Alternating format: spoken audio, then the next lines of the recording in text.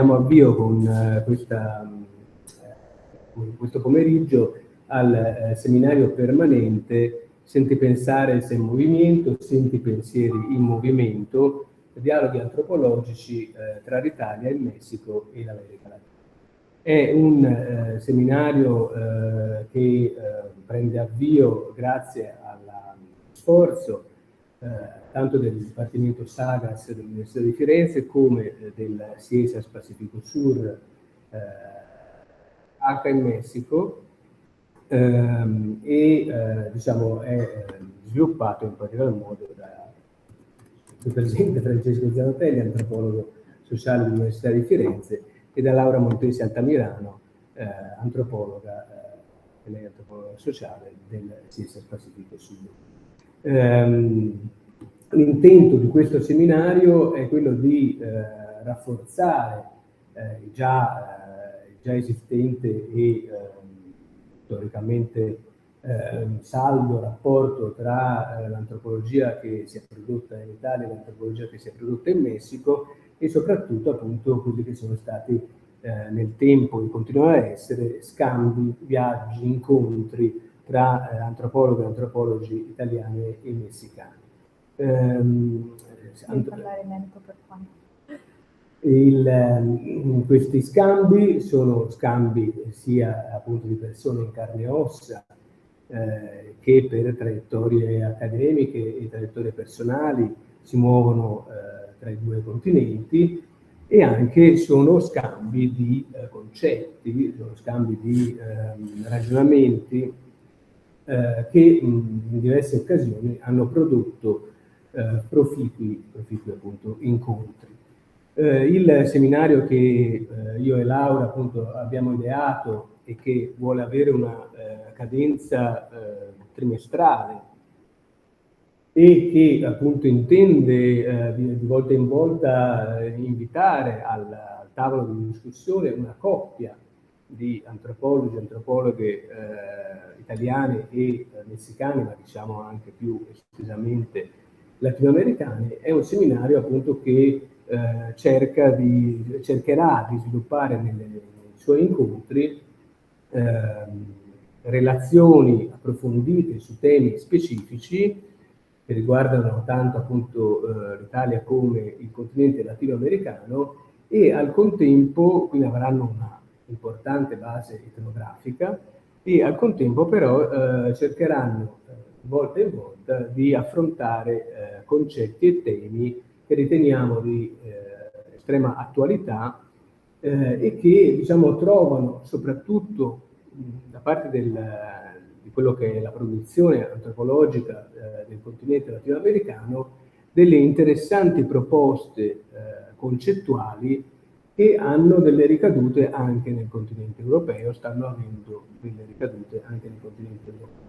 Diciamo che c'è una particolare attenzione verso alcuni concetti che noi abbiamo riassunto nella macro idea di senti pensare, se senti pensieri, facendo riferimento quindi a quell'approccio epistemologico che cerca di tenere insieme il ragionamento, i concetti, ma anche le esperienze corporee e emotive delle persone che vengono di volta in volta con le quali di volta in volta gli antropologi, gli antropologhi sviluppano un dialogo, ma anche pensieri ed emozioni e vivenze secondo le esperienze degli stessi ricercatori e ricercatrici.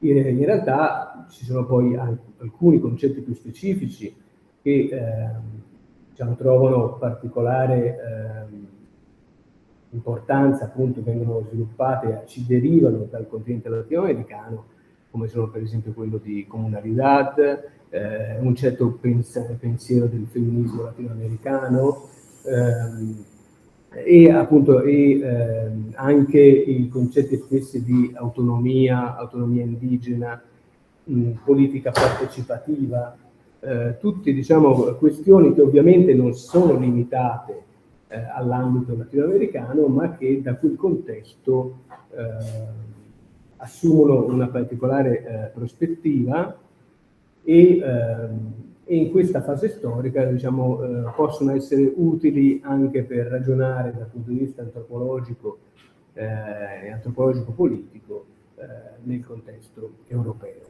Quindi pensiamo che questo seminario possa essere un'occasione feconda appunto per cercare di intrecciare dialogo tra appunto, traiettorie di pensiero intellettuali diverse e che si possano reciprocamente animare.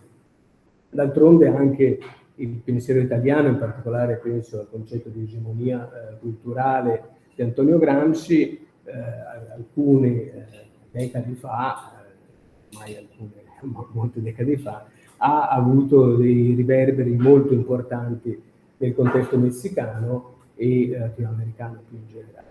Quindi diciamo l'idea è di continuare con questa tradizione di concetti e persone che viaggiano tra i due continenti, facendolo sia di persona quando è possibile, ma oggi diciamo, approfittando della strumentazione diciamo, tecnologica che quando funziona, speriamo che oggi funzioni, appunto ci permette di stare vicini anche se siamo lontani. Allora diamo avvio quindi a questo seminario, non so se ecco, anche Laura volevi dire qualcosa rispetto al seminario stesso più in generale. Ma penso che hai toccato i punti più importanti di questa collaborazione che oggi si concretizza con l'inaugurazione di questo seminario, che sarà un seminario itinerante tra Oaxaca, Messico e Firenze, Italia. E al giorno d'oggi vorrei ringraziare l'Università di Firenze per ospitarci in queste belle aule di Via Laura. Nel contesto poi di temperature particolarmente elevate che quindi ci fanno sentire con tutta la sua forza gli effetti del riscaldamento globale, del cambiamento climatico.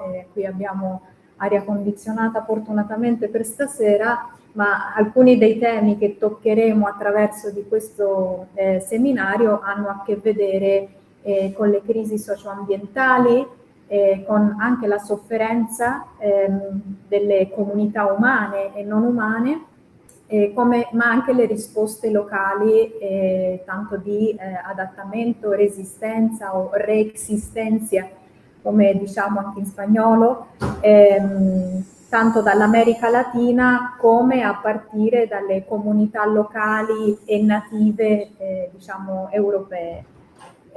Non mi dilungherei di più perché ho una presentazione abbastanza densa e siccome siamo già un po' in ritardo, giustamente per queste complessità tecnologiche e linguistiche, in questo momento c'è una traduzione simultanea grazie al collega Juan Mayorga per le persone che sono ispanohablanti, che sono connesse dal Messico, e quindi c'è anche una complessità che non sarà solo linguistica, ma sarà anche una complessità che ha a che vedere con le possibilità o meno delle traduzioni, che è una delle questioni che ci terranno occupate come antropologi, antropologhe. Benissimo, allora io appunto, come dicevi, non indugerei oltre, questo primo incontro, questa sessione inaugurale del nostro seminario permanente è dedicata ai temi dell'antropologia medica e anche insomma dell'antropologia del lavoro nel contesto indigeno del sud dello stato di Oaxaca. Buenas tardes a todos los asistentes. Senti. Estamos terminando. Che tu tienes que cerrar.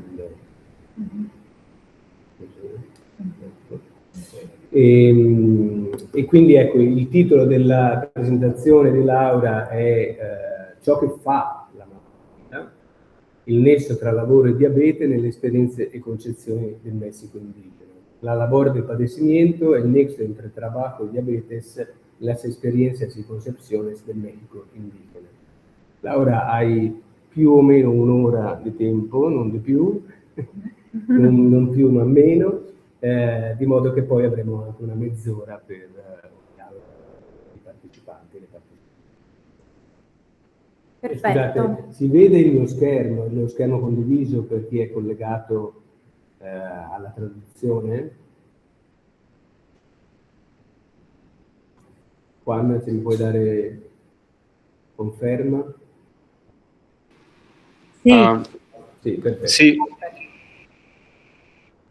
Ok, allora iniziamo. Sì, il titolo della presentazione è Ciò che fa la malattia. Un fare che può essere letto in modo bidirezionale, cioè tutto quello che produce in questo caso il diabete, che è l'oggetto soggetto della mia riflessione, ma anche tutto quello che il diabete a sua volta produce e realizza, concretizza.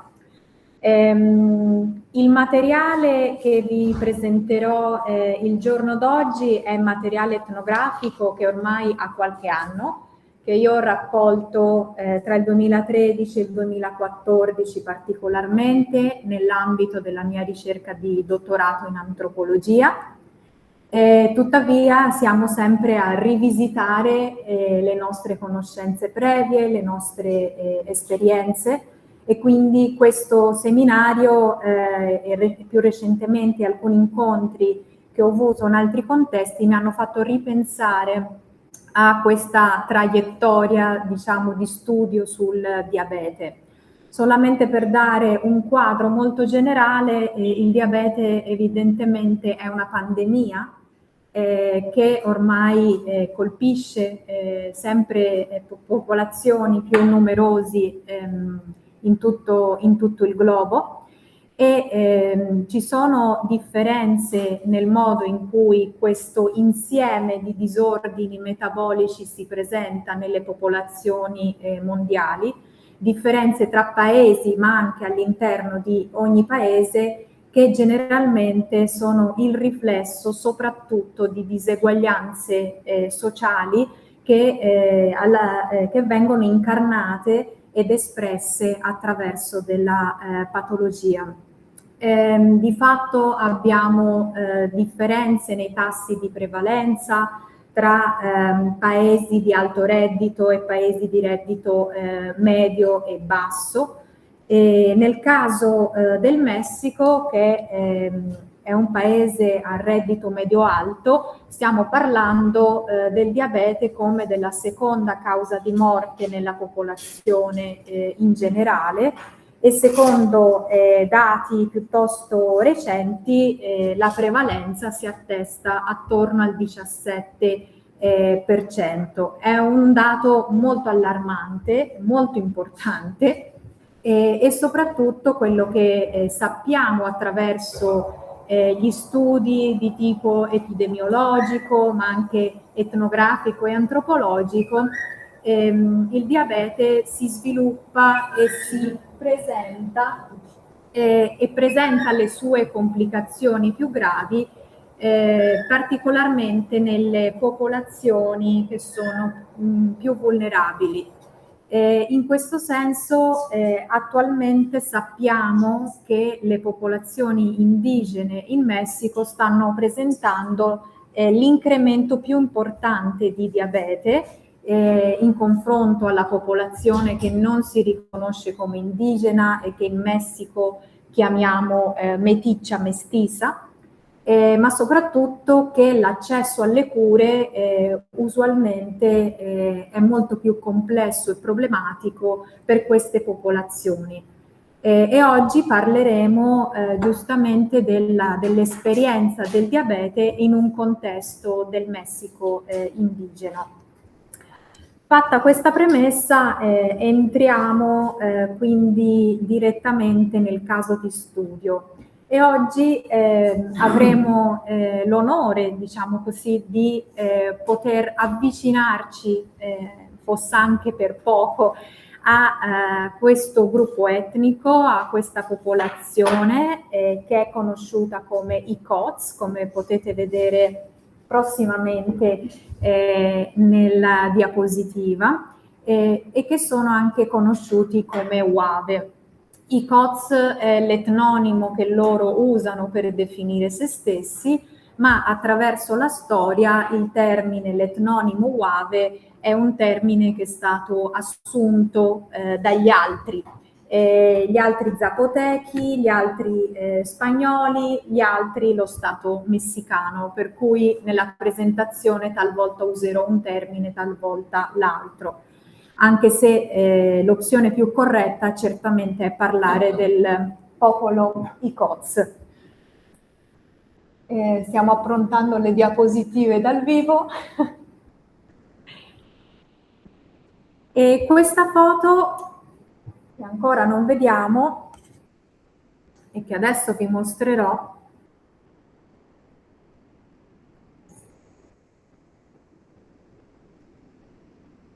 è una foto che adesso vi commenterò, è molto impattante secondo me, è una foto che è stata scattata un po' di anni fa in un aprile, un mese che è particolarmente caldo in Messico e soprattutto in questa zona del paese, nel sud del paese, nello stato di Oaxaca, nell'istmo di Tehuantepec ci sono le 4 stagioni, ma tendenzialmente abbiamo un periodo di secca e un periodo di piogge che possono essere anche molto intense. Ecco, aprile siamo fondamentalmente nel periodo di secca e anche di un picco climatico delle temperature.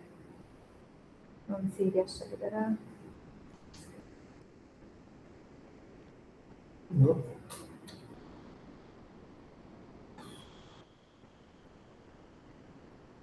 Intanto posso girare lo schermo perché tanto chi è collegato guarda direttamente. In questa immagine, non so se riuscite a vedere, se vi volete avvicinare, è un ambiente che può ricordarci addirittura forse la savana, ma quello che mi piace di questa foto è che c'è un'imbarcazione su terra.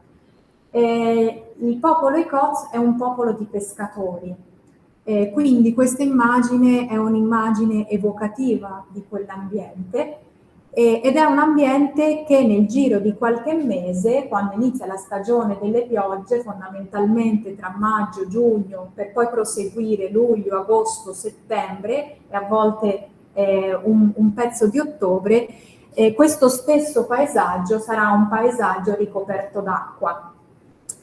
Quindi quella barca, quell'imbarcazione che in questo momento sembra così solitaria e fuori luogo, in realtà è un'imbarcazione che è nel luogo corretto, diciamo così. E questa immagine mi permette anche di parlare della ciclicità dei ritmi della natura localmente e anche della nozione di flusso, di fluire e di attesa di questi cicli che sono particolarmente importanti nella cosmovisione del popolo Icoz. In quest'altra immagine qui vedete dei pescatori, in questa parte di Oaxaca, dello stato di Oaxaca, ci troviamo nell'istmo di Tehuantepec.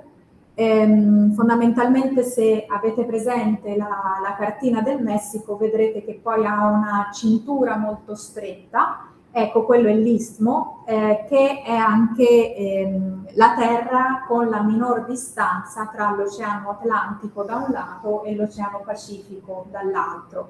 Quindi è un corridoio molto ricco a livello di biodiversità, con un ecosistema che soprattutto da questo lato del Pacifico, dove vivono gli Icoz, è un ecosistema di lagune salate che si desemboccano, che si affacciano appunto e sono in contatto con l'Oceano Pacifico. Sono lagune molto grandi, è un ecosistema molto specifico proprio, e infatti in questa foto con i pescatori non riusciamo praticamente neanche a intravedere la linea di terra che contiene, diciamo così, la laguna. Sono un popolo di pescatori e questo è molto importante perché nel concerto dei popoli, diciamo, mesoamericani del Messico, la grande maggioranza lega anche la creazione identitaria all'attività agricola. Invece in questo caso, sebbene l'agricoltura sia molto importante, sia molto presente, è un popolo che si identifica etnicamente, diciamo così, attraverso l'attività della pesca e questa relazione privilegiata con l'acqua. Di fatto in un testo, un libro che abbiamo pubblicato qualche anno fa e che abbiamo coordinato Francesco ed io, Los Uaves nel Tecnoseno, e che è di accesso pubblico, parliamo di un contesto terracquatico, proprio per dare il senso di questa compenetrazione e fluidità tra la terra e l'acqua. Come potete osservare, questa imbarcazione ha un motore fuoribordo e questo è un dato che per parlare di lavoro e per parlare di diabete, come vi cercherò di spiegare successivamente, è molto importante, perché comunque implica una trasformazione tecnologica nelle arti della pesca, che altri colleghi certamente hanno studiato meglio di me.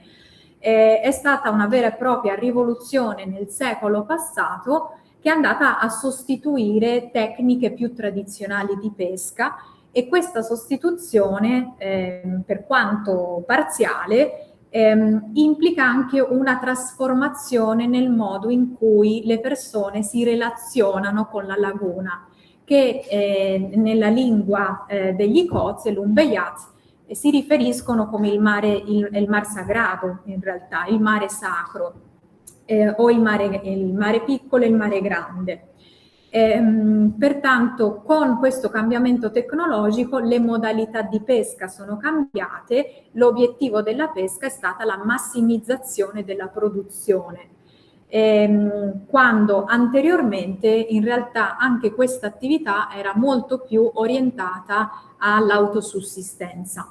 C'è un testo molto interessante di Flavia Cuturi che nel 1990 pubblica un articolo che è intitolato Dalla laguna delle sirene al mercato dei gamberi, in cui analizza questa trasformazione e come cambia anche l'approccio e la relazione con la laguna. In questo contesto indigeno la laguna è sacra, il mare è sacro e il mare ha una personalità, è una persona, e in quanto persona ci relazioniamo con il mare, per cui come pescatore, quando voglio entrare a pescare per ottenere il sustento familiare, devo chiedere permesso per poter entrare nelle acque della laguna, perché le acque sono abitate da altri esseri.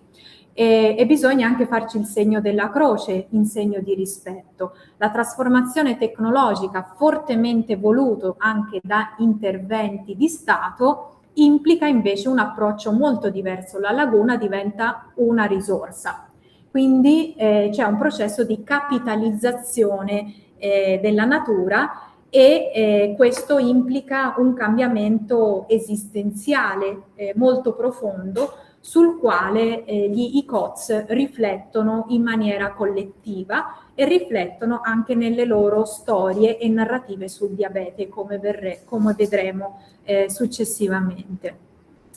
Questa è una parte dell'istmo di Tehuantepec, la parte sud, nello stato di Oaxaca, come ho già detto. Come potete osservare abbiamo queste grandi lagune, laguna superiore e inferiore. Il luogo, la comunità, il villaggio dove io ho lavorato e dove ho ormai profonde amicizie è San Dionisio del Mar, che come potete vedere è collocato in una specie di penisola tra la laguna superiore e la laguna inferiore. La comunità, il villaggio più grande a livello anche di numero di residenti è piuttosto San Matteo del Mar, che vedete invece qui in basso, e che è stata soggetto di numerosi studi linguistici, antropologici, etnologici, talvolta molto più che San Dionisio del Mar e anche San Francisco del Mar. Qui abbiamo la classica monografia di Italo Signorini, che mi sembrava importante menzionare in questo scambio dello sentipensare tra Messico e Italia. E questa immagine è una foto che ritrae donne Icoz mentre lavano le foglie di banano per poi preparare i tamales, un platiglio tipico mesoamericano che poi è anche consumato, preparato in occasioni diciamo rituali speciali. Perché questa foto? Perché questa foto mostra l'importanza del cibo in questo contesto e l'importanza del lavoro femminile in questo contesto. In un'ottica diciamo di lavoro dal punto di vista del sistema capitalista, è lavoro solamente quello sforzo che poniamo per poi ricevere diciamo un salario, quindi c'è un'offerta della forza lavoro come merce di scambio, e tutto ciò che non assume questo connotato non è più lavoro, non lo visualizziamo come lavoro. Invece in questa presentazione l'enfasi che voglio porre è su molteplici dimensioni e modalità di lavoro, tra cui un lavoro molto importante è il lavoro della cucina, che svolgono particolarmente le donne e che svolgono in spazi collettivi e che rappresentano una forma di sostegno alla riproduzione sociale, alla riproduzione della vita di tutti. Cosa c'entra questo con il diabete? C'entra perché evidentemente le modalità di consumo, di elaborazione, di produzione del cibo, dalla pesca alla cucina, sono modalità che entrano in conflitto con la malattia, ciò che fa il diabete. Faccio una pausa per il mio traduttore, poveraccio. Quindi che cos'è che produce il diabete dal punto di vista delle persone con cui io ho lavorato? In antropologia medica parliamo di modelli medici esplicativi, cioè non solamente i professionisti della salute hanno un modello medico con cui spiegano una patologia, ma tutti noi ci spieghiamo le malattie e le patologie che esperiamo. Nel contesto di San Dionisio, attraverso il lavoro che ho svolto, ho fatto questa astrazione, questa ricostruzione. In molte interviste sostenevano che in realtà tutti quanti abbiamo la zucchero, perché il diabete localmente, in modo colloquiale, ma anche negli incontri medici, clinici, si chiama azúcar, zucchero. E quindi c'è anche questa multivalenza della nozione di azúcar. E la zucchero tutti ce l'abbiamo nel corpo ed effettivamente ci misuriamo la glicemia, ma solamente ad alcune persone e in certi momenti critici e la zucchero les risulta, è come se si manifestasse diventando un problema di salute. Secondo le nozioni locali, alcune persone sarebbero più suscettibili di contrarre il diabete, di sviluppare il diabete rispetto ad altre persone. E queste persone poi hanno un sangue che è più sottile, in qualche modo è più fragile, è più pallido, e sono persone che sono particolarmente sensibili alle emozioni, che nel contesto locale devono essere regolate e controllate. Le emozioni, quando sono fuori controllo, scatenano il diabete. Particolarmente mi sono state citate il susto, diciamo, lo spavento, la tristezza, il mucho pensar, il pensare troppo, e poi una rabbia che è repressa, che non riusciamo ad esprimere, quindi una rabbia che ha a che vedere con la frustrazione, e l'enojo, la rabbia, e finalmente il tema del susto, per chi è diciamo esperto in questioni messicaniste di America Latina. Il susto, lo spavento, è un'affezione indigena che è legata anche alla perdita dell'anima. In alcuni contesti e alcune cosmovisioni indigene si hanno più di un'anima in realtà, per cui a volte si perde una parte di quest'anima e dobbiamo andare al riscatto di quest'anima che abbiamo perso. Il susto può essere mortale. Un susto grave scatena il diabete e con il susto il sangue diventa dolce. La persona cade in uno stato di vulnerabilità aumentata e permanente, perché a questo punto tutti sanno che il diabete non si cura in realtà, ma si controlla solamente, quindi è uno stato permanente e c'è necessità di un intervento particolarmente biomedico, anche se questo non significa che non si faccia uso di altre risorse terapeutiche. Tra cui medicina tradizionale e anche medicina domestica. Quindi questo è quello che fa il diabete nel corpo, è il modo in cui il diabete lavora nel corpo, ma anche parlare di corpo è riduttivo, pensando in senti pensare. Qui stiamo parlando di una dimensione che è somatica, che è emotiva, che è animica. Quindi ci rimangono un po' corte queste nozioni occidentali. Nel contesto ICOTS, una parte del corpo che è particolarmente importante è l'UMIAZ, che fondamentalmente si può tradurre un po' come cuore, corazon, però indica questa parte centrale del corpo, che è una parte che comunque concentra le nostre energie vitali. Infatti si può fare riferimento anche alla pancia, quando si aggiunge la dizione mimamumiaz, stiamo parlando dell'utero della donna, e l'umiaz è la parte del corpo che sente tutti i sentimenti e che elabora le memorie. Quindi qui non c'è neanche una distinzione così netta tra la cognizione e l'emozione, secondo dicotomie diciamo occidentali. E l'UMIAZ è protagonista quando si parla di diabete anche negli incontri clinici, il che può essere problematico perché molto spesso, nella maggior parte dei casi, il personale di salute non è personale di salute ICOS, e pertanto ci sono difficoltà nelle traduzioni, interpretazioni, no? Ovviamente il sangue è l'altro grande protagonista del diabete, che è oggetto di interpretazioni culturali molto significative ed è il soggetto del fare della salute e del fare della malattia. Ci sono degli specialisti medici tradizionali chiamati pulseros che sanno leggere e interpretare il flusso sanguigno.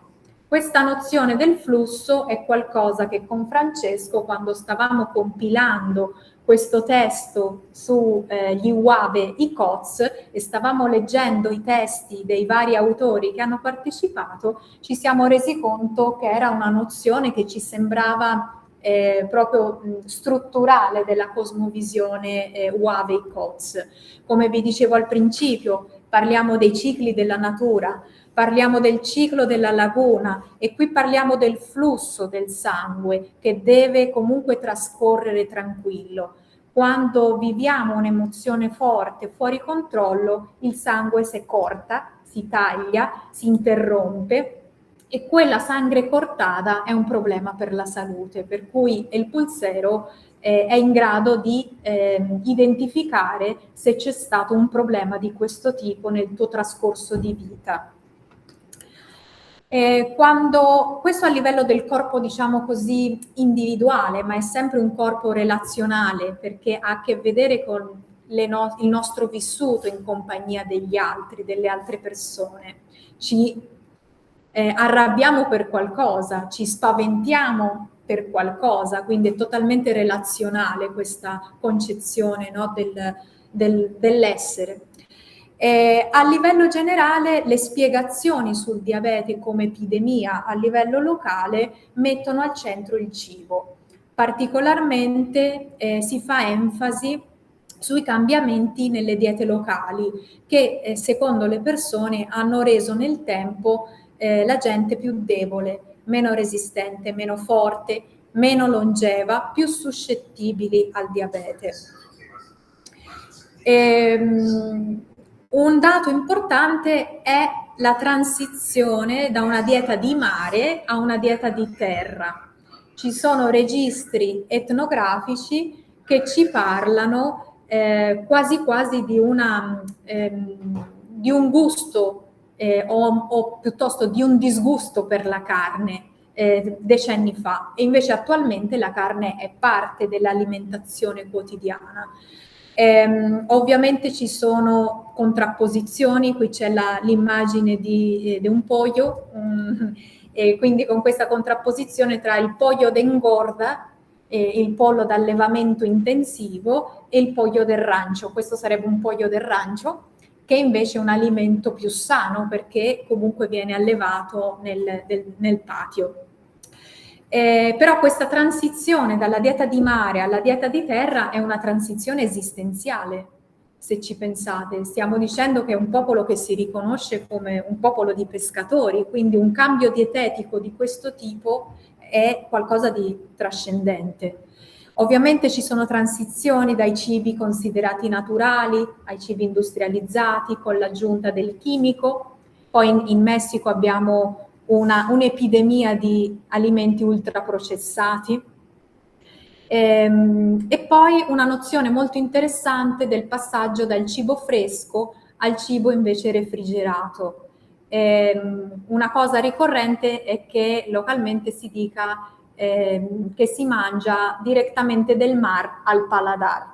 Quello che si pesca è quello che mangiamo nel giro della stessa giornata. Però non è più così con i frigoriferi. Siamo in un contesto di alte temperature, il frigorifero è uno degli elettrodomestici più presenti, e il frigorifero è problematico non solamente perché consente di conservare a lungo, cioè questa è la sua dote, ma è anche il suo lato negativo. È problematico perché quando non si consuma più nel momento, si conserva e non si distribuisce gli eccedenti con gli altri. Mentre quando si consuma cibo fresco, se c'è un eccedente va subito elargito, va subito condiviso. La refrigerazione ti consente di mangiartelo te stesso qualche giorno dopo. Quindi qui c'è un'altra transizione, la transizione, diciamo così, da una maggior condivisione a invece un consumo più individualista. Occhio, questo non significa che non c'erano tecniche di conservazione, ovviamente disidratazione, uso del sale, salato, però il frigo cattura queste diciamo riflessioni della modernità, per così dire. E questo quindi ci conduce al nesso tra diabete e lavoro, che è quello su cui voglio fare enfasi. Cioè il lavoro, il modo in cui si cucina, il modo in cui si procura il cibo, il modo in cui ci relazioniamo con gli altri, in realtà si colloca in quello che in antropologia abbiamo denominato economie morali, cioè l'idea che ci sono circuiti di circolazione di beni, di servizi e di lavoro che non rispondono necessariamente alle logiche del sistema capitalista e della massimizzazione del profitto. La proposta della nozione di economia morale è stata molto criticata, non è mia intenzione romanticizzare, ovviamente sono contesti totalmente inglobati, glocali, per cui abbiamo un'inserzione anche molto violenta in canali di tipo economico-politico, capitalisti. In Messico abbiamo forti diseguaglianze sociali, per cui la ricchezza è anche distribuita in modo particolarmente violento. Però esistono anche altre logiche, quindi non guardare a quelle logiche sarebbe allo stesso modo pernicioso. Queste economie morali hanno come faro un ideale di equità piuttosto che di massimizzazione del profitto, e questo include anche la circolazione del denaro, cioè non dobbiamo pensare che il denaro circola solamente secondo logiche di massimizzazione del profitto. Il denaro è ben presente anche nelle economie morali, però ci sono delle regole non scritte, ma che sono volte, diciamo, alla riproduzione della collettività.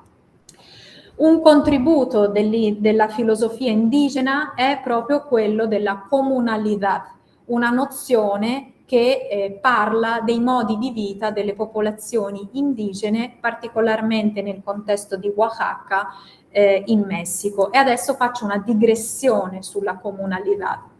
Comunalità è una nozione che è stata sviluppata in modo collettivo, ma particolarmente due figure di riferimento sono state Floriberto Díaz Gómez, un intellettuale Ayuk, che già fallecido, morto, difunto, e Jaime Martínez Luna, che è zapoteco. E comunalità viene espressa come un concetto esperienziale che consente una comprensione integrale, totale, condivisa del modo di vivere e che rappresenta il modo di vivere dei popoli indigeni in cui il porre in comune è un pilastro fondamentale. Questo fiore, che è la rappresentazione grafica della comunalità, che è stato elaborato da Juan José Rendón sempre in maniera collettiva, in questo caso con una coalizione di maestri e promotori indigeni. È un fiore che va letto dal centro verso i petali. Come potete vedere, trabajo, il lavoro, è uno dei pilastri dell'organizzazione sociale, culturale e politica delle comunità indigene, insieme alla festa, insieme alla relazione con il territorio e insieme all'esercizio del potere politico. E il potere politico si esprime particolarmente attraverso l'assemblea comunitaria, per cui è proprio un sistema comunque molto diverso da quello della democrazia rappresentativa.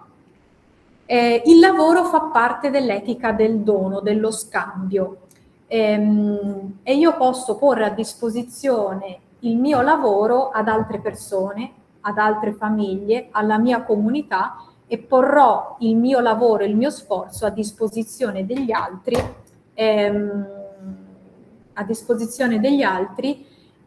in questa rete molto fitta di scambi. Quelle donne che vedevate al principio che stavano preparando i tamales probabilmente lo stavano facendo per accompagnare una famiglia in una festività o anche in un lutto, un duelo. E quando si elabora un lutto lo si fa in maniera comunitaria, collettiva, e in genere la famiglia della persona che è morta offrirà cibo alle persone che visitano. Queste visite sono tante, per cui abbiamo bisogno di molte mani per poter cucinare un numero adeguato di cibi rituali per soddisfare questo momento che è allo stesso tempo intimo ma anche comunitario collettivo, no? Noi possiamo avere forse un'idea di intimità basata sulla nostra famiglia nucleare, su spazi molto chiusi, invece qui l'intimità non è antagonica con la collettività necessariamente. Quindi questa rete di scambi fa sì che il lavoro sia un pilastro fondamentale. Di fatto il lavoro che dobbiamo prestare come membro di una comunità indigena è un lavoro gratuito, che ci consente anche di passo passo assumere anche un prestigio sociale di fronte agli occhi degli altri. Questo lavoro si chiama tekio, e il lavoro volontario tra famiglie, per esempio, si chiama aiuta mutua, l'aiuto reciproco, la mano vuelta, ti do la mia mano e successivamente quando avrò bisogno tu la restituirai. Stiamo parlando di sistemi basati su reciprocità, tanto offro io, tanto riceverò nel futuro. È una reciprocità dilazionata nel tempo. Gli ambiti della vita sociale in cui il lavoro avviene è proprio il lavoro produttivo, come può essere nel caso dell'agricoltura di stampo più tradizionale, il ciclo delle festività che hanno a che vedere con battesimi, matrimonio, la festa collettiva di paese che assume proporzioni importanti. Nel caso di San Dionisio la festa del patrono si sviluppa nel corso di 10 giorni. Tutta la sfera del sacro, la petizione delle piogge per esempio, come dicevo al principio, e poi la politica pubblica di cui vi parlavo. Quindi questo lavoro, cioè le persone lavorano tutto il tempo in realtà, è una dinamica molto assorbente, lo sappiamo molto bene noi che siamo stati là, e il denaro circola secondo delle logiche molto, molto specifiche e nel caso per esempio della festa patronale circola una quantità molto importante di denaro attraverso per esempio di un consumo collettivo anche ostentoso. Non si cucina poco, si cucina molto. Tutto questo ha bisogno di un sacco di risorse. Ci saranno gruppi musicali, ci sarà una grande festa. Queste sono altre immagini, altre foto che danno il senso della coralità del lavoro, in questo caso il lavoro femminile, ma anche quello maschile. E questa foto che mi piace molto, scattata da Juan Mayorga, giornalista, sono i tamales. Questi sono fatti con foglia non di banano ma di mais, però dà il senso della collettività, dà il senso di queste grandi pentole piene, in caso di tamales, che si cuociono proprio perché sono impacchettati e tutti assieme, quindi c'è una coralità anche nel cibo, no? Tutto questo lavoro però è investito anche da logiche che entrano in conflitto. Come vi dicevo, non stiamo parlando di comunità omogenee, di fatto sono comunità che hanno anche una forte conflittività sociale. Nel caso di San Dionisio del Mar è una comunità che tra l'altro a livello politico si gestisce già, oltre che con questo tipo di politica più tradizionale, con la politica dei partiti politici, quindi è già un villaggio che storicamente è transitato verso logiche dello Stato-nazione. Abbiamo parlato delle logiche produttiviste della pesca, con le ripercussioni culturali e ambientali che questo ha implicato. Quindi non voglio trasmettere una visione omogeneizzante. Il conflitto in queste logiche di lavoro si fa presente nelle narrative del diabete. E qui vi presento una narrativa di un contadino anziano che ci racconta i ricordi delle prime persone che si ammalarono di diabete nella comunità, quando di diabete nessuno aveva mai sentito parlare. Siamo negli anni 40-50 del secolo passato. La prima persona che localmente la gente ricorda che si ammalò e morì purtroppo di diabete anche a seguito di amputazioni fu un uomo che sì era Icoz, ma era frutto di un matrimonio misto Icoz-Zapoteco. Gli Zapotechi sono il gruppo etnico comunque dominante. Questa persona mi racconta: poveri Uave, cosa avrebbero mai potuto ricavare dal mare?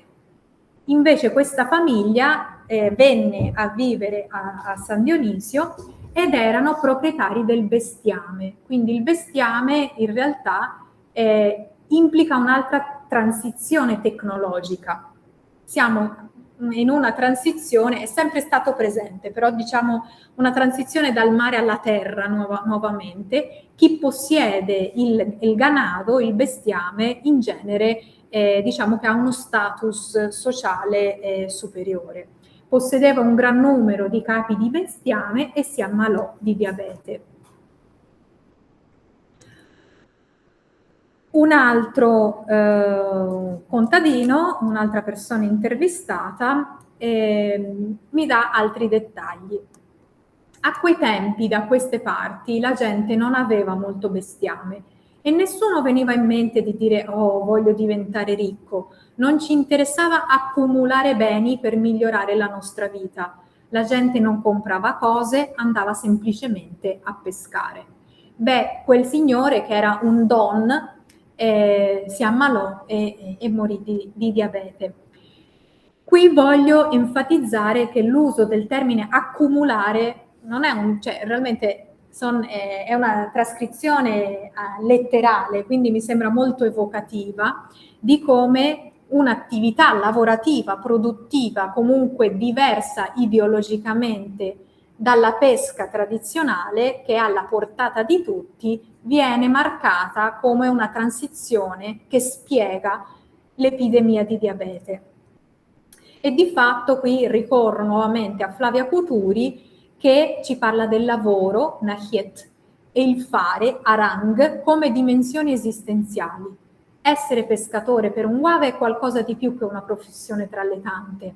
È anche una dichiarazione identitaria e culturale, che nasconde, che cela un complesso di esperienze, di storie vissute e di conoscenze.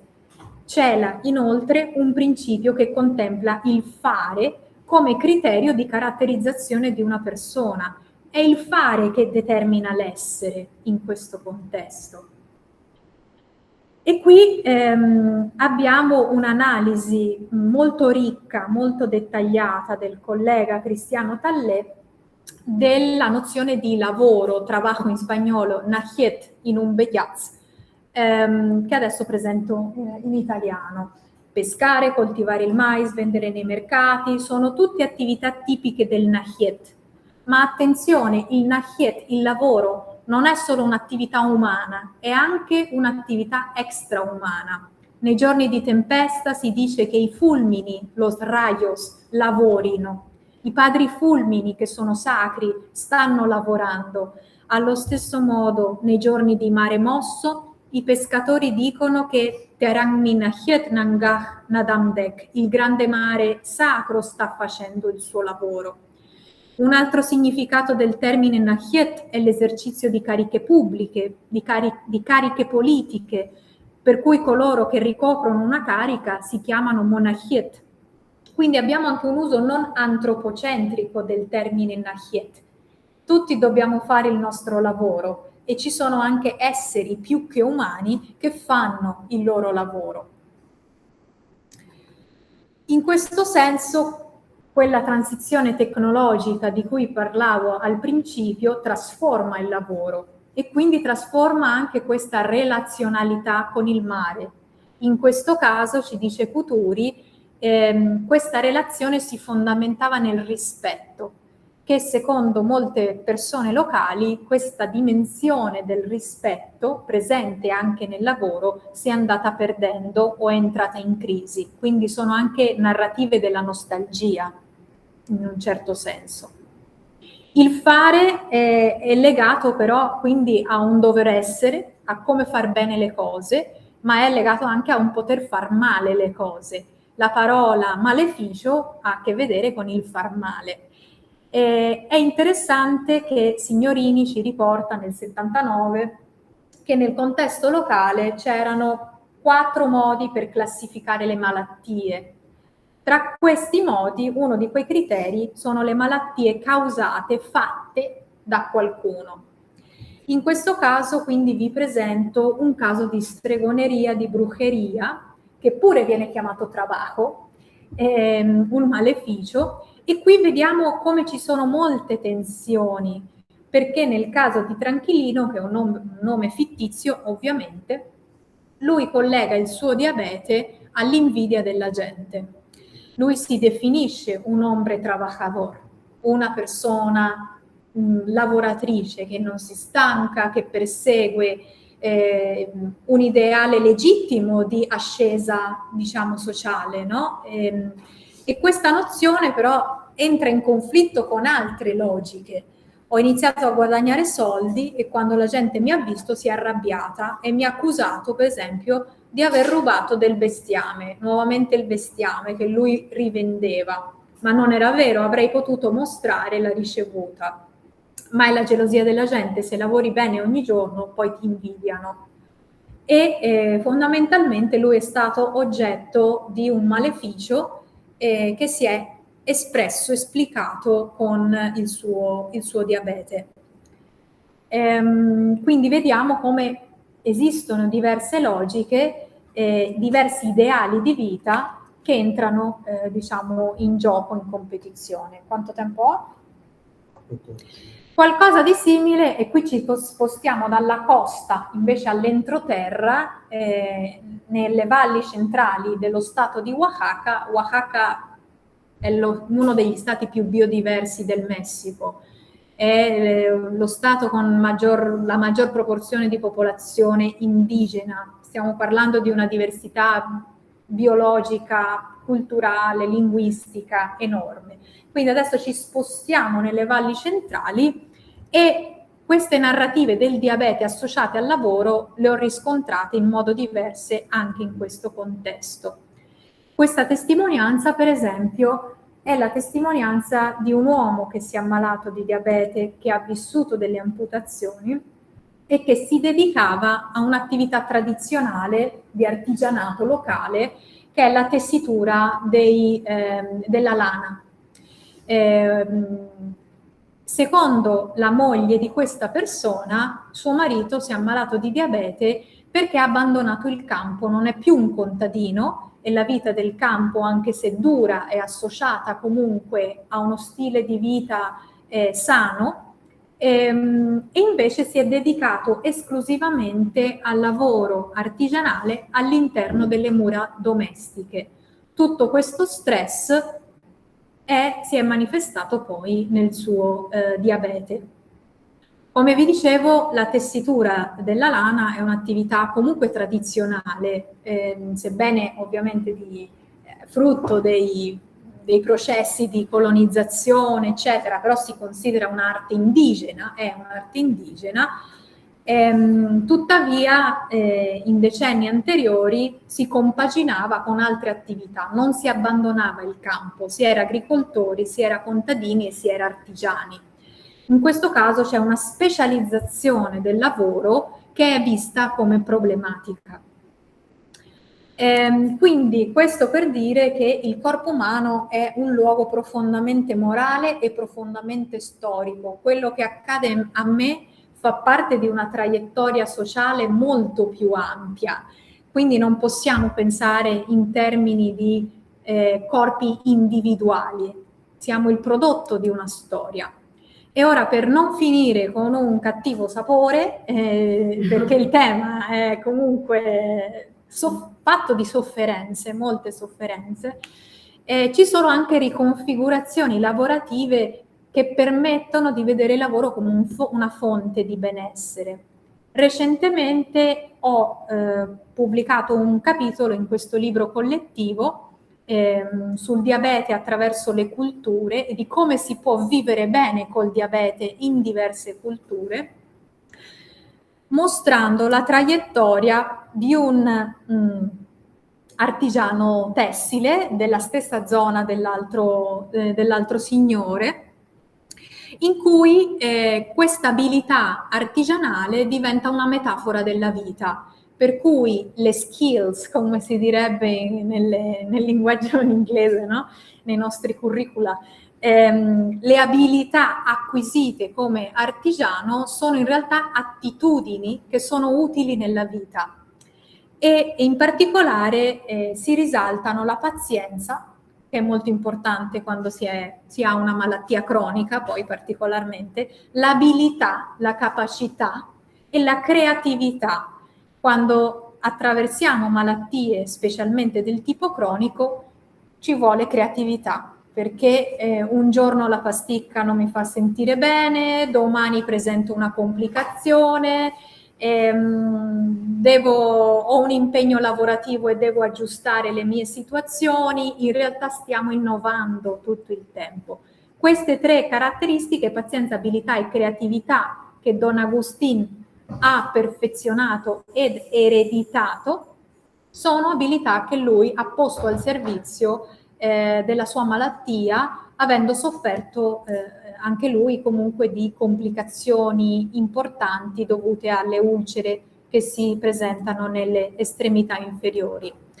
Passo questo perché sono affine, volevo solo mostrarvi come questo telaio che fa uso dei piedi, delle gambe, viene utilizzato anche per fare esercizio fisico. Per questo vi parlo non solo che è molto abile nel tessere, ma che è anche creativo e che c'è una riconfigurazione, un uso non pianificato di un oggetto che è dedicato al lavoro, ovviamente, ma che gli permette, quando ha recuperato la sua situazione di salute, di comunque goderlo anche da un aspetto, diciamo così, più ricreativo, e quasi quasi di seguire le indicazioni mediche di fai esercizio fisico, sì, ma di che tipo? No? Io sto al telaio.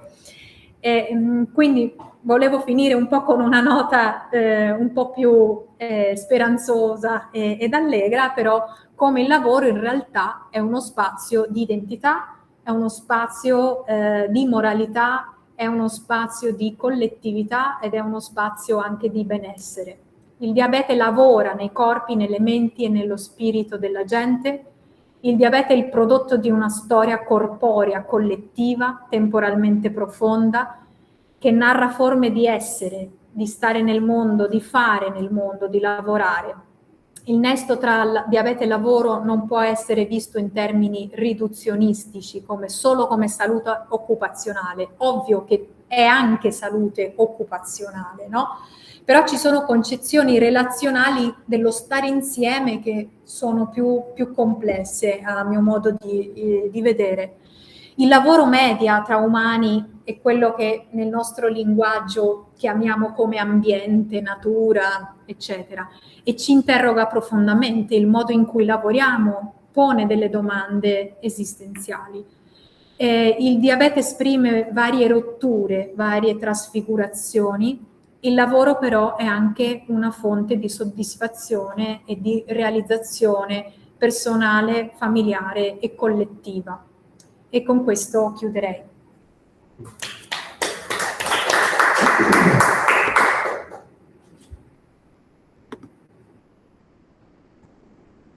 Grazie Laura.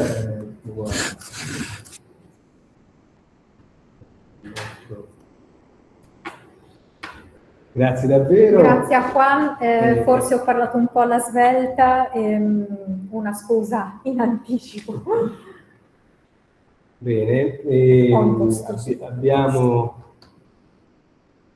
abbiamo insomma un po' di tempo, una buona mezz'ora, qualcosa di più, per raccogliere appunto stimoli, domande, curiosità, commenti dal pubblico, sia qui presente che appunto collegato online, nelle due sessioni parallele, italiana e spagnola.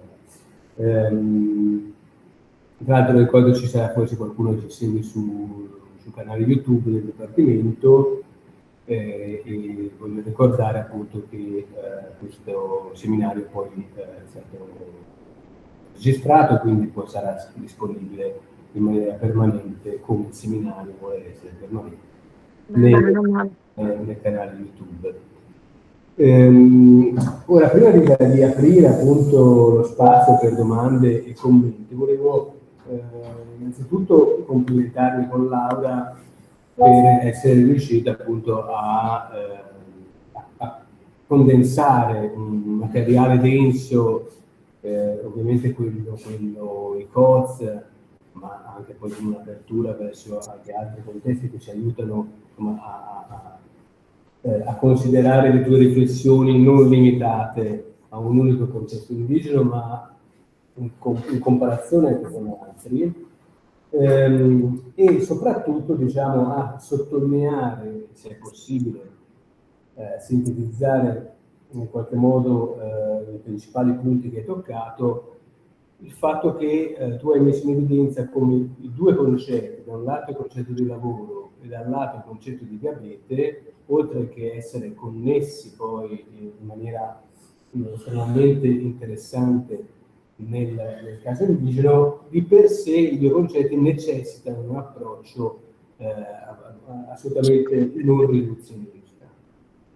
Quindi in questo senso il lavoro è più di quello che normalmente intendiamo come una modalità di produzione o una relazione sociale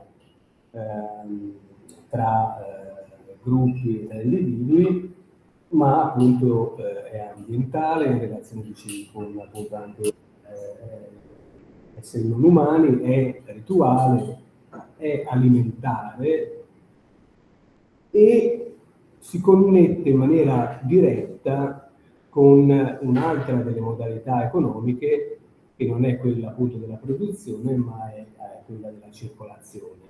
Quindi il lavoro, se nella classica suddivisione dell'antropologia economica corrisponde alla dimensione della produzione, in realtà tu hai mostrato molto bene come il lavoro è anche riproduzione ed è anche circolazione.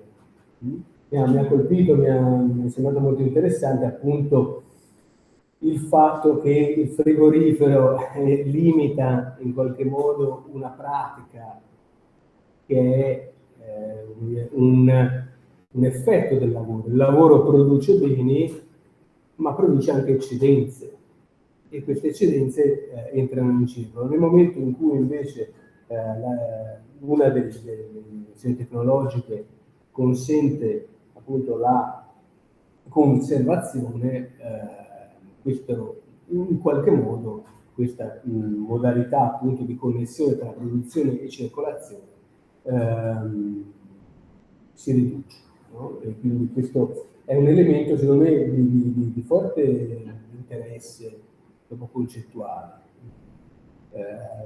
proprio perché appunto diciamo il modo di produzione capitalista non solo costruisce il lavoro nella sua dimensione appunto produttiva e di accumulazione, ma lo riduce anche quelle dimensioni del lavoro che invece lo connettevano con altre dinamiche appunto economiche, alle quali tu hai fatto riferimento soprattutto al concetto di dono. Io ultimamente sto ragionando anche sul concetto di sharing, cioè il concetto di condivisione come una delle pratiche forse meno appunto analizzate, in quanto siamo stati dal punto di vista della storia dell'antropologia molto guidati dal concetto di dono, quindi di scambio, quando invece c'è tutta una parte dell'economia legata appunto alla produzione che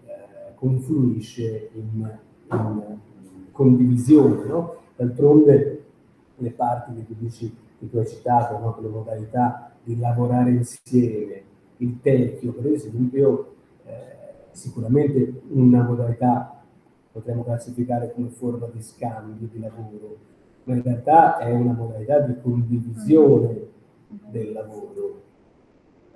Quindi ecco, questo è un concetto che secondo me dovremmo cominciare a includere nelle nostre riflessioni, più di quello che diciamo che si fa di solito.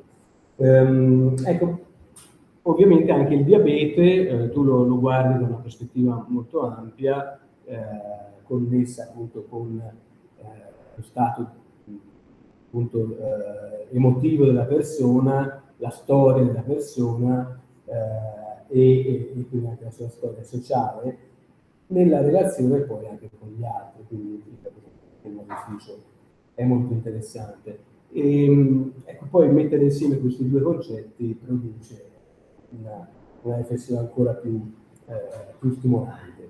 Ora, tu hai citato moltissimo nella tua relazione antropologi italiani, no? Un po' perché forse questa del Licozza è stata sempre una enclave non solo ma anche italiana. Ecco, quello che mi faceva riflettere ascoltandoti è il fatto che queste riflessioni sul lavoro, sulle pratiche economiche, ma anche e soprattutto sulle pratiche mediche e di sofferenza prodotte dall'antropologia italiana nel contesto messicano, non mi pare che siano confluite poi nel contesto italiano in una parimenti complessa riflessione intorno al lavoro, intorno al nesso tra lavoro e malattia, per esempio nei nostri contesti industriali.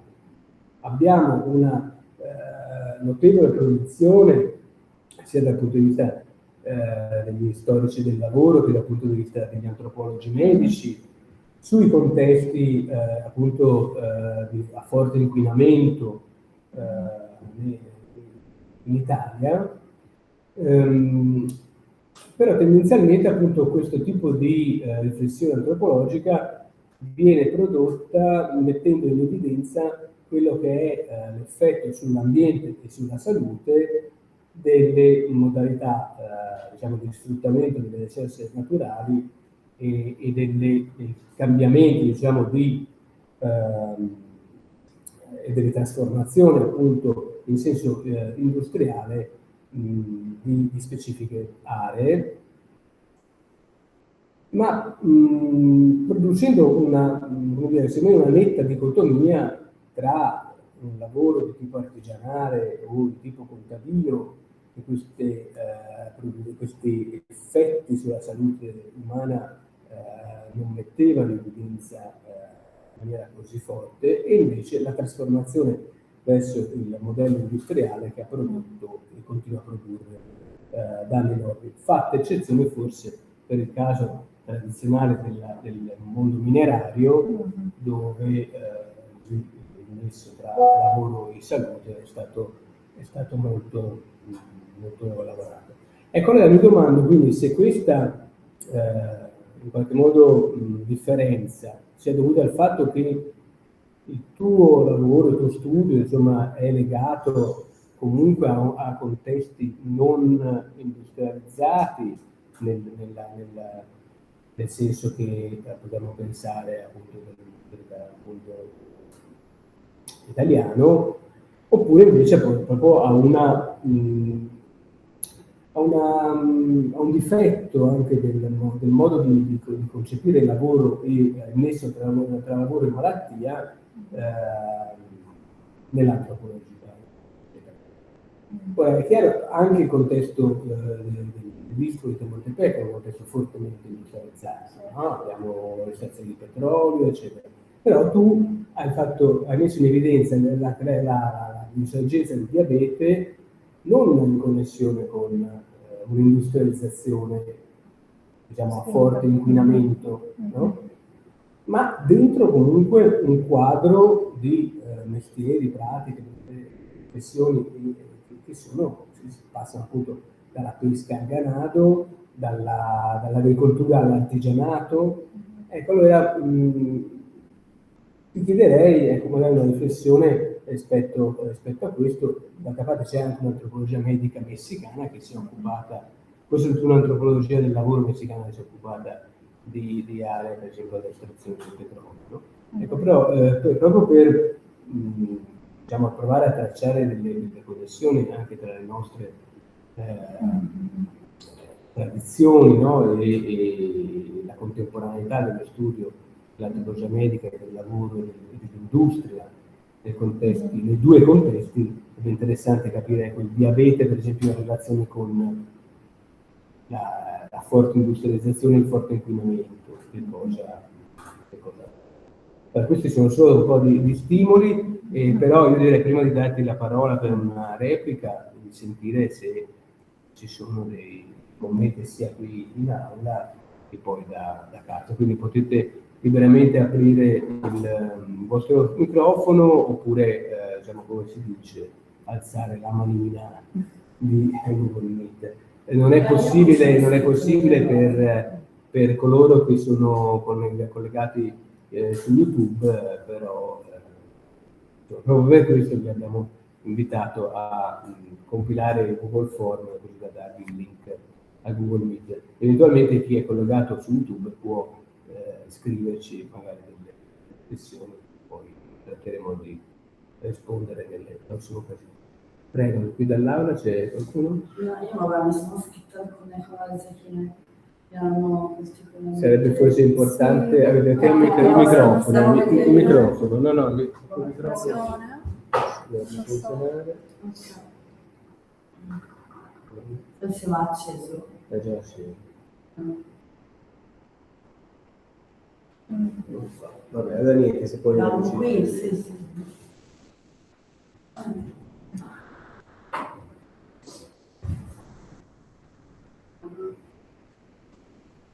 Qui va bene? Sì, fondamentalmente vicino. Mi sento. Niente, cioè, mi sono segnato alcune cose qui, che ultimamente ho una tendenza verso l'Alzheimer, non so se la prossima ricerca sarà sul lavoro Alzheimer tra i giovani.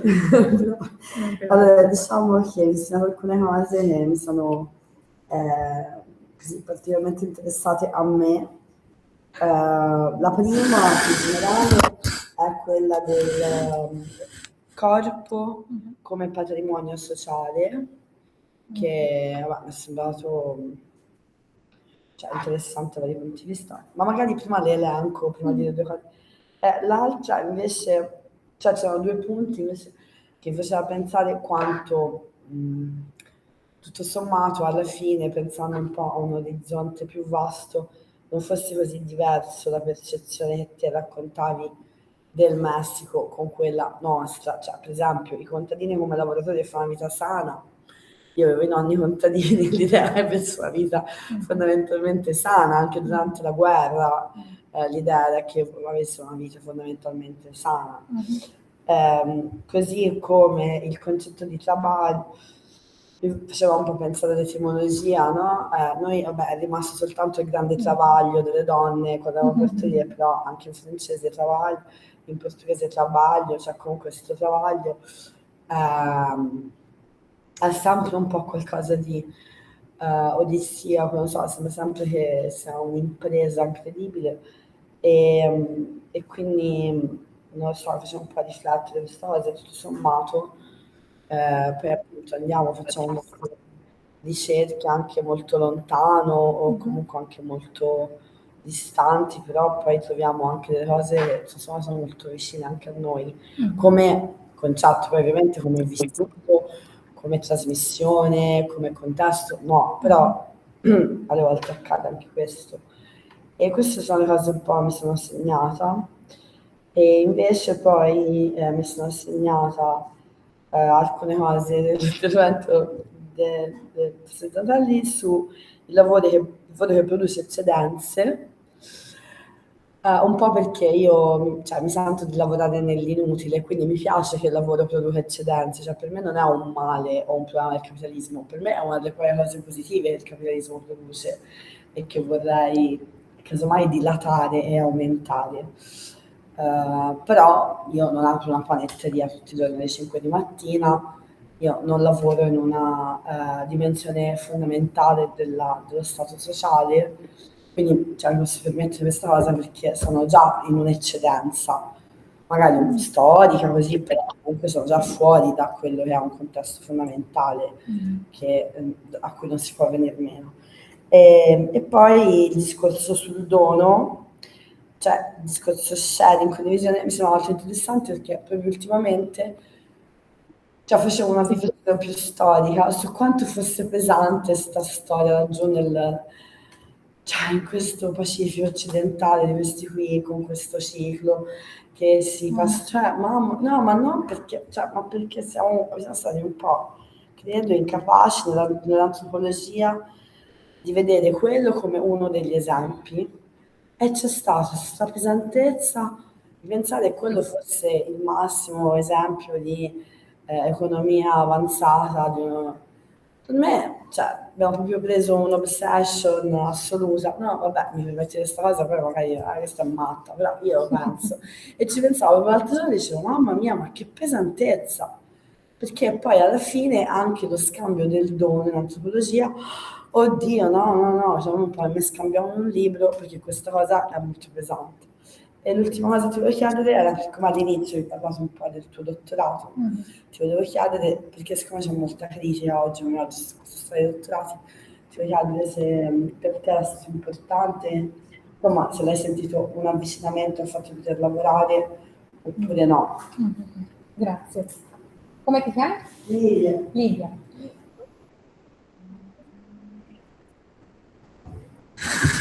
Qualcun altro di qua non c'è nessuno. No, però- Va bene. non so se... Filomena. Con la voce abbastanza alta. però No, non ti quindi- sentono da casa. Diciamo questo, la lezione è stata molto interessante. Così ti sento perché per io la vengo dal traduzione. sud, vengo dal sud dell'Italia, dalla Basilicata, e ho visto proprio un filo rosso con queste comunità indigene. Quello che Laura ha rappresentato rispetto alla difficoltà delle relazioni, il diabete, la visione collettiva, succede proprio nelle piccole comunità anche nel sud.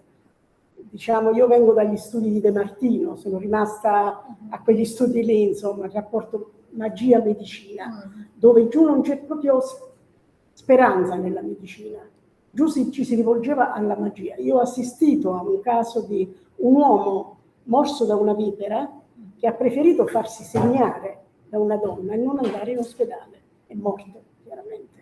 Quindi c'è questa sfiducia nelle istituzioni che magari mi piacerebbe di più allargare anche in questo contesto del diabete. Quando il professore ha parlato dell'industrializzazione, non ci dimentichiamo di Taranto. Quello che è successo in Italia con Taranto è proprio legato a quel lavoro che fa ammalare. Sono morti, cioè si sono ammalati di tumore centinaia di persone. Quindi questo progresso, io non sono d'accordo con l'eccedenza. Perché dobbiamo produrre eccedenze? Produciamo perché beni che tutti ne possano usufruire, allarghiamo il modo di usufruire, ma non solo per le eccedenze, perché oggi assistiamo a un mondo dove c'è l'eccedenza che non serve a niente, però non è utile, non è produttivo.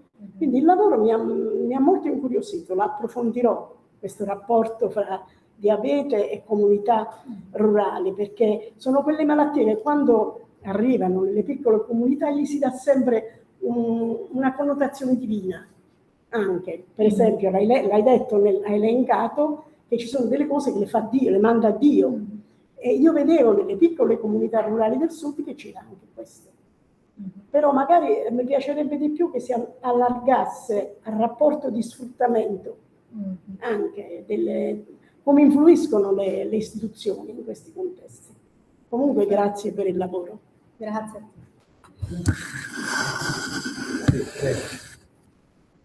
Mi dispiace che non funzioni, però... Grazie mille Laura, molto interessante. Io volevo solamente dire che per esempio anche non solamente nelle zone rurali, no, ma anche dopo la migrazione di altri gruppi della zona di Oaxaca con cui sono in contatto, per esempio della Mixteca o anche Zapotechi, questa parte del diabete come più che frutto del cibo processato, come frutto del susto, no? Anche dopo la migrazione, anche dopo una vita nella città, rimangono tutti questi, queste credenze, questa forma, quindi mi sembra interessante pensarlo anche non solo nella zona di origine, se no anche dopo la migrazione e dopo nella parte come la migrazione a volte il cibo processato è ancora forse più presente nelle grandi città più che nelle zone rurali, o non lo so, insomma, no, bisognerebbe Però mi sembra che questa parte è molto interessante perché rimane sia nel contesto urbano che rurale. Grazie. Ok, ma quindi abbiamo forse inizio, non so da dove iniziare.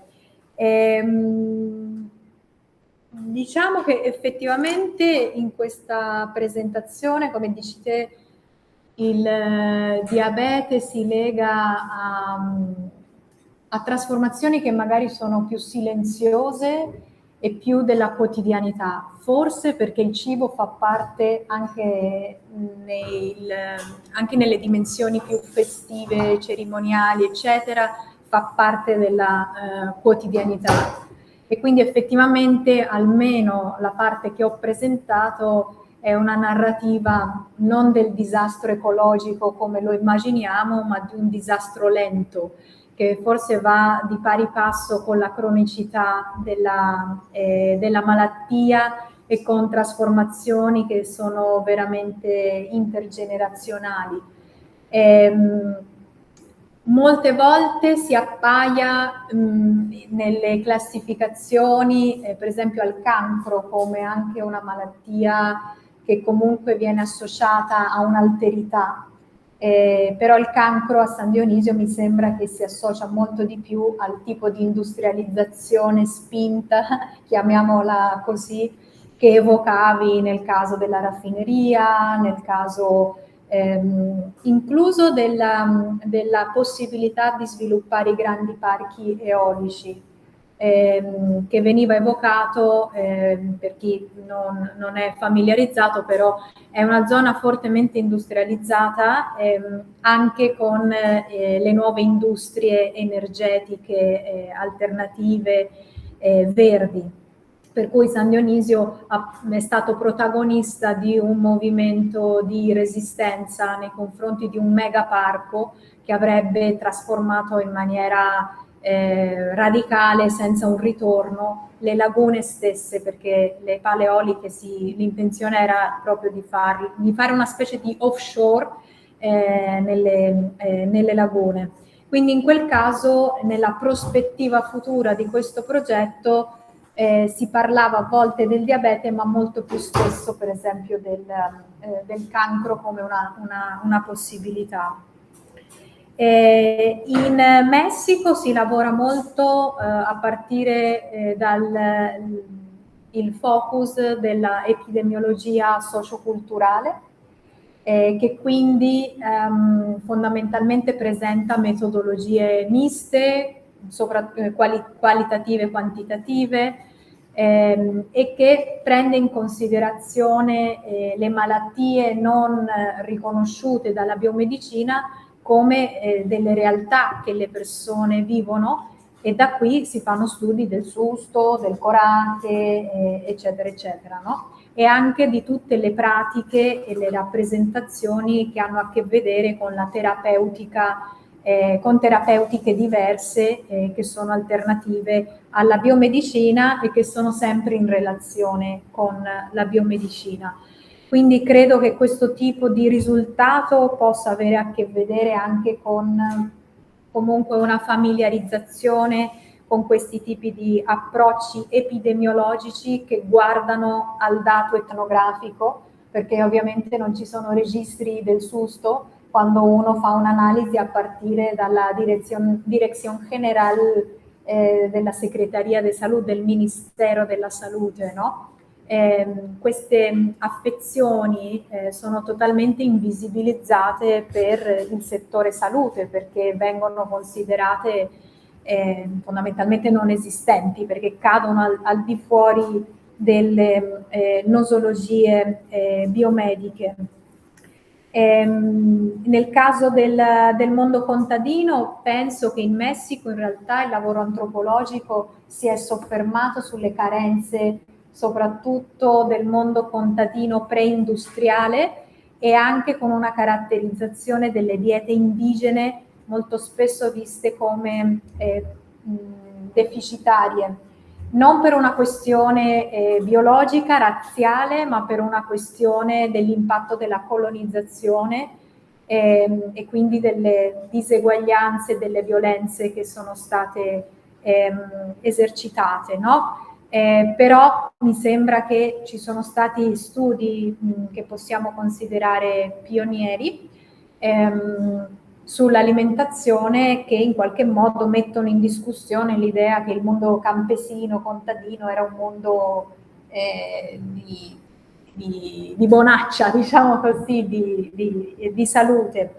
Quindi ecco, non so se questo ti risponde. In realtà anche il lavoro artigianale, forse la domanda è in che momento diventa un'industria, perché comunque oggigiorno risponde alla grande industria del turismo. E il turismo, sebbene non abbia ciminiere in maniera visibile, eccetera, è un lento disastro come lo possiamo vedere qui a Firenze, no? Ed è un livello di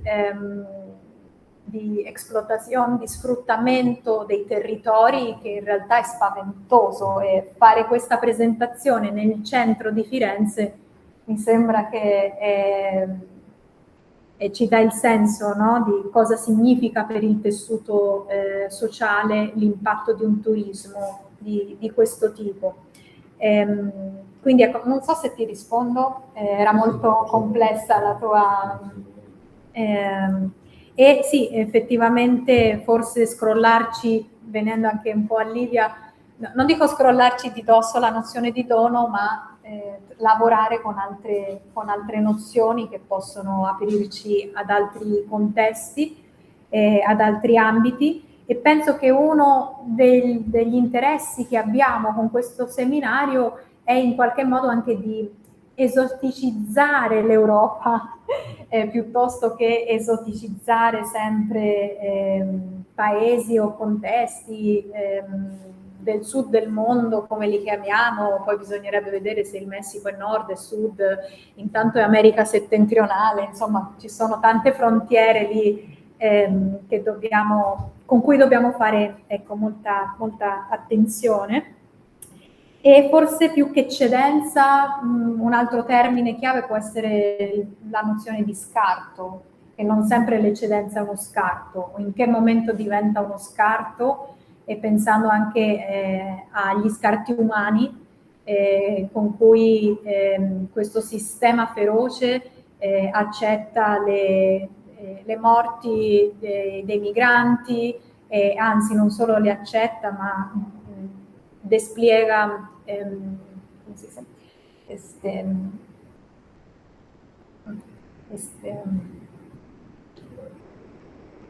propone, ecco, politiche volte fondamentalmente a lasciar morire, no? Se non all'uccidere attivamente.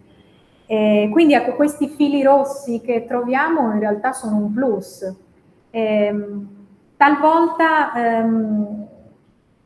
con un caveat rispetto al tema del lavoro, con la parola travaglio, che dà questo senso, trabajo, no? Di sforzo, di dolore, e talvolta l'analisi linguistica, per esempio dell'Umbeyaz, non ha il nahiet questa connotazione, per cui penso sia importante, non ne sono certa, non sono linguista, non ho approfondito, ma mi sembra che per esempio Cristiano faccia una connessione tra nahiet, lavoro, e il verbo ahoy, che è camminare. Non so se abbiano la stessa radice, ma in qualche modo li accomunava, no? Quindi proprio penso che la bellezza del lavoro antropologico sia che ti dà la possibilità di esperire altre esperienze e altre nozioni di quello che poi in qualche modo dobbiamo nominare con termini comuni, ma che tuttavia possono tradire nella traduzione, no? Possono portarci a concezioni molto, molto diverse. E poi sì, totalmente, chi lavora col susto, e così come con altre emozioni problematiche, quando non sono ben controllate, sa che il susto di fatto è presente in numerosi contesti, in paesi diversi in America Latina, in strati sociali anche molto differenti, e soprattutto presenta un dinamismo e una forte trasformazione. Cioè la nozione più tradizionale ha a che vedere con la perdita dell'anima, ma anche nei contesti indigeni si sta parzialmente perdendo questo connotato, e quindi il susto si associa, almeno nella mia esperienza, per esempio, alla nozione di mente, che è una nozione invece occidentale. Quindi abbiamo una psicologizzazione in corso, incluso di una patologia come il susto, no? Ci sono anche medici e mediche tradizionali che parlano della mente, quando in realtà la mente è un apporto comunque occidentale, non certamente di quelle culture. Quindi il susto si adatta ai diversi contesti e continua ad essere un'affezione di primo rilievo, di grande importanza, e è ancora molto poco capito negli ambiti invece della salute istituzionale, e questo mi fa collegare con Filomena, perché la sfiducia ha anche a che vedere con queste dimensioni di poca interculturalità e di comunque ignoranza istituzionale nei confronti di altri modi di vivere le vite, i corpi, la salute, il benessere e la malattia. E buono, sul tema del dottorato forse ne possiamo parlare poi a parte, però sicuramente è stata un'esperienza molto formativa. Bene, direi che siamo ritenere soddisfatti, ancora grazie. Grazie per la partecipazione. In questo appunto avvio di questo seminario che continuerà in autunno. Vi faremo avremo sapere la seconda, diciamo, il secondo appuntamento per il 2026. Abbiamo cominciato nella metà dell'anno, quindi per quest'anno pensiamo a un altro appuntamento, mentre poi nel 2027 dobbiamo stabilire un ritmo trimestrale. E abbiamo già ricevuto diversi commenti positivi a questo seminario, con già delle autocandidature, manifestazioni di interesse, quindi insomma, ovviamente siamo aperti a suggerimenti su temi e su anche relatori.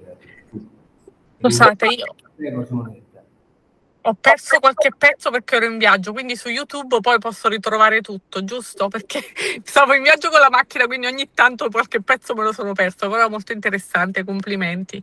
Grazie per averci ascoltato. Arrivederci a tutti, allora. Arrivederci. Saremo informatissime. Grazie a quando. Grazie al nostro traduttore.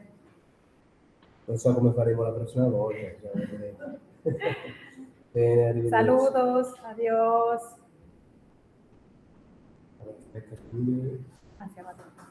Bisogniamo aspettare. Grazie. Arrivederci. Ciao. Ciao.